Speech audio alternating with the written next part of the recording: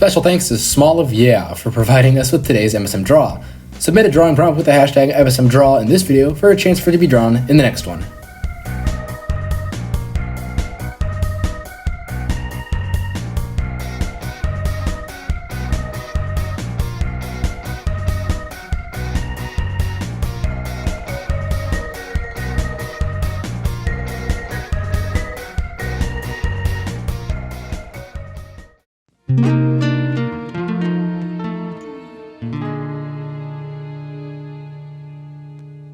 Hey everyone, welcome back to the lab.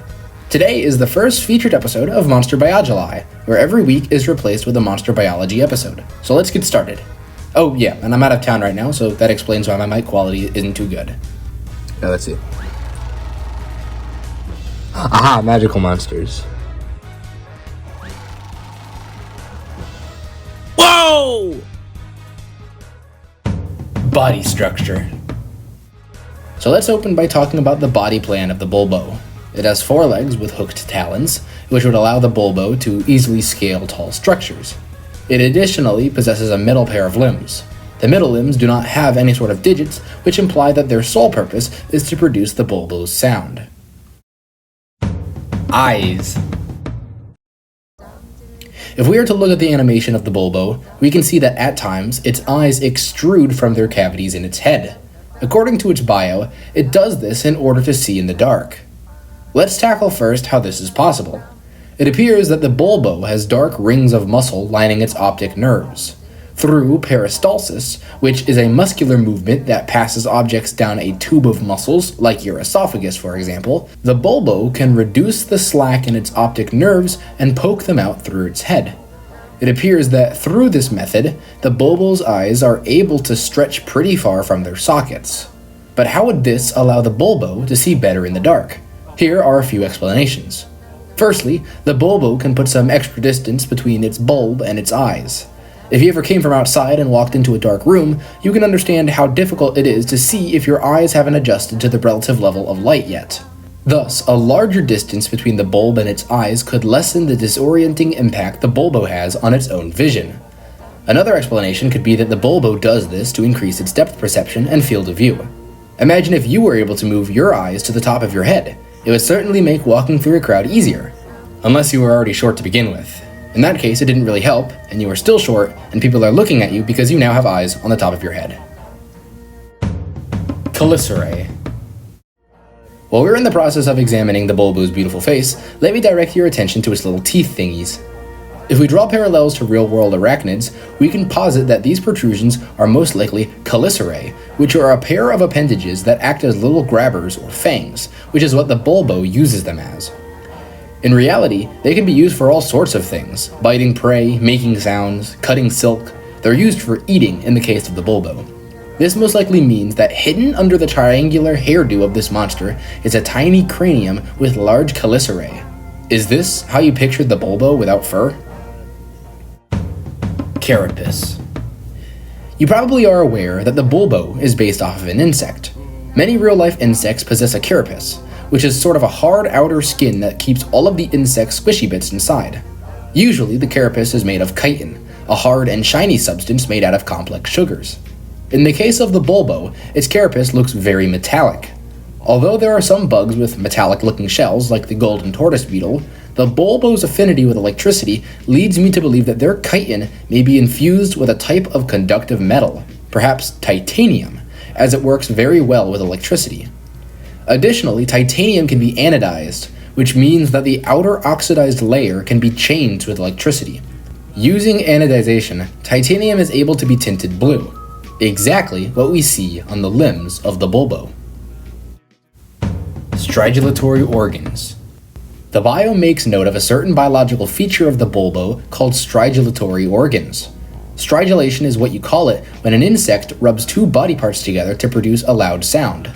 The method of stridulation varies quite profoundly within different species of insect, ranging from leg on wing to head on thorax to mouthparts on thorax to protonotum on mesonotum to leg on bristle to snake on snake to bird on bird to tenrec on tenrec. Although those last few aren't insects, are they? The Bulbo introduces us to a heretofore unknown type of stridulation, leg on leg sound generation.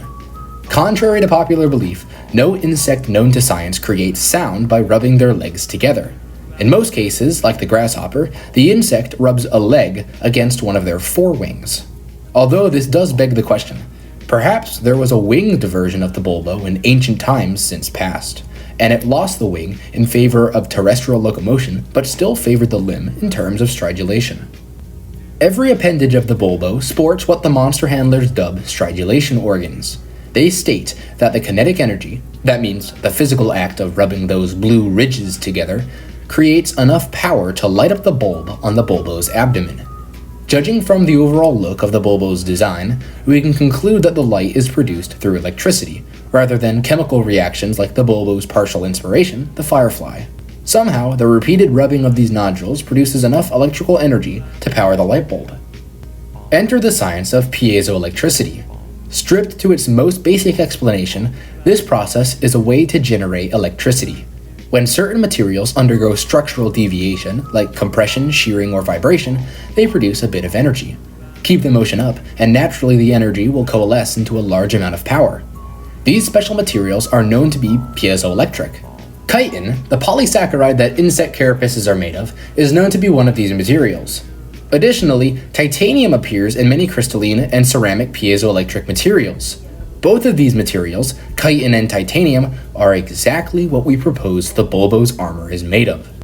The extra blueness of these energy-producing bumps can be attributed to the constant generation of electricity and thus their continual anodization of the bulbo's stridulatory organs. Isn't that so cool? It turns out that there's a lot more going on with the bulbo than we had previously thought.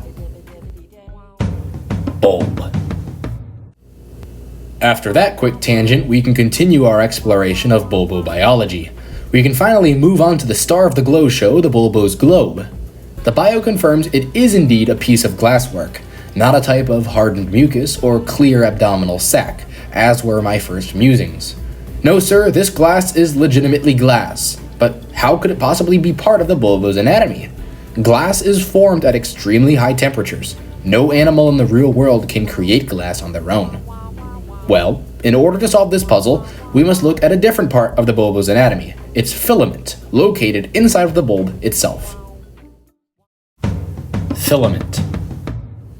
The bulbo is based on an incandescent light bulb, which consists of a filament located in a gas-filled bulb. When the light bulb receives electricity, the filament inside heats to incredible temperatures and glows white hot, producing light. The glass prevents the filament from starting any fires, while the gas inside prevents the filament from oxidization and deterioration. The filament of the bulbo could technically be made out of chitinous titanium to match with the rest of its body composition. Titanium does glow bright blue when heated, which checks out with the color of the bulb when the monster is playing. The filament of the bulbo is most likely heated to between 1500 to 2000 degrees Celsius, or 2700 to 5500 degrees Fahrenheit, a little less than standard tungsten filament light bulbs, because titanium is worse at conducting heat. This superheated filament, when powered for long periods of time, will cause the external bulb to heat up. Regular light bulbs get to be around 260 degrees Celsius, or 500 degrees Fahrenheit. The bulbo's bulb would be cooler than 500 degrees Fahrenheit, and can in fact be confirmed by this post here, that states that the bulbo's bulb can get to be 400 degrees Fahrenheit. So yeah, a titanium chitin body plan might not be as effective as a tungsten filament, but it glows blue and matches the heat output of official lore, so I consider that a win. So now we can get back to the mystery of the bulbo's bulb. Bulb. Again. Glass is not an organic compound that is usually found on an animal at birth. Thus, I propose that at the start of a bulbo's life cycle, it lacks the protective glass covering its abdomen. Compared to a tungsten filament, a titanium filament, and one fused with chitin to boot, is very brittle and easy to break. So, the bulbo must find some way to protect itself before its rear end gets injured. There are two options that I have explored. Firstly, and the one I am less inclined to believe, is taking the route of the hermit crab. The bulbo scavenges the landscape for a bulb that fits its current size, and trades with other, larger bulbos when it gets bigger and has to change sizes. In this scenario, the glass bulb's origins are unknown. Are they trash from another monster species? Do the Bulbos pilfer them from the similarly decorated Wublin Island? In this scenario, I think the question of origin is a bit too mysterious for this explanation to be considered the correct theory. The second theory, and thus my preferred one, is the implication that the Bulbo forges its own bulb. This mirrors the life cycle of an insect called the antlion.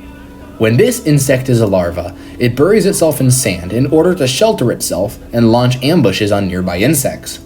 I postulate that, in a similar way, Bulbo babies bury themselves in sand or some sort of silicon-based substrate in order to protect their vulnerable filament. The Bulbo then can begin to forge its own little cavity under the soil by moving its legs around the filaments. From there, the Bulbo can begin rubbing its stridulatory organs to produce very high temperatures around the filament.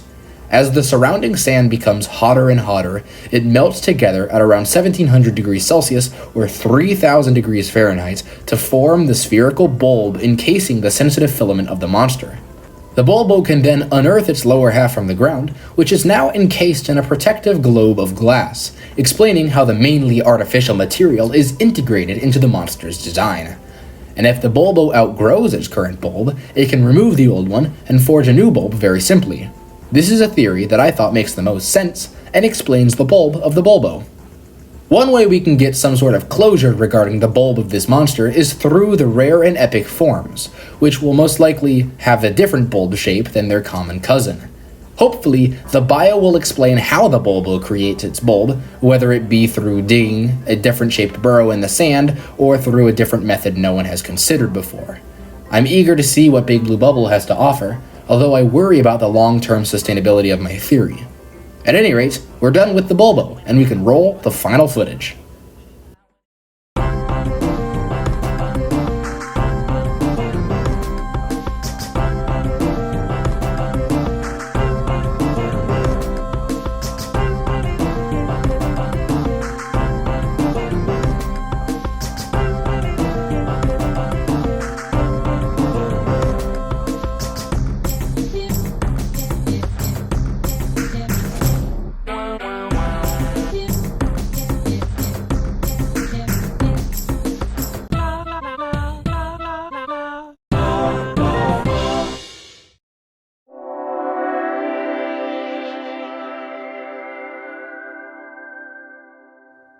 For the rare Bulbo, I think it would be an interesting concept if all three iterations of the monster follow the RGB color scheme.